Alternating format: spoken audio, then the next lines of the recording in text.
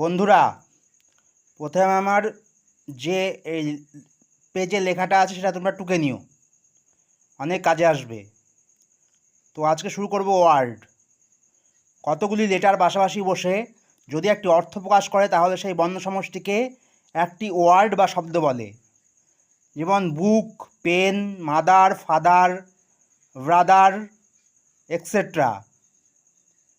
এটা নিয়ে আর কিছু বলার নেই, তোমরা সবাই জানো। এবার যেটা বলবো সিলেবল।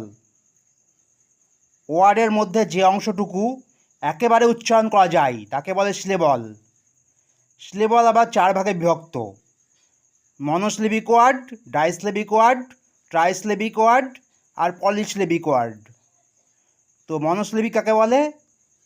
কোনো ওয়ার্ড যদি একটি মাত্র সিলেবল থাকে কোনো ওয়ার্ডে, তাহলে তাকে মনোসিলেবিক ওয়ার্ড বলে।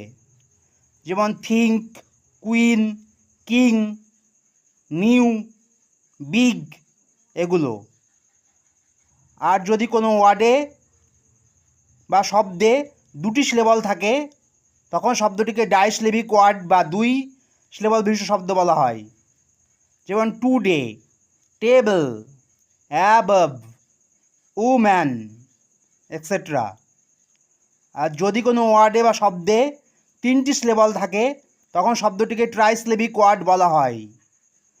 যেমন Kolkata, allopath, beautiful, totally, etcetera.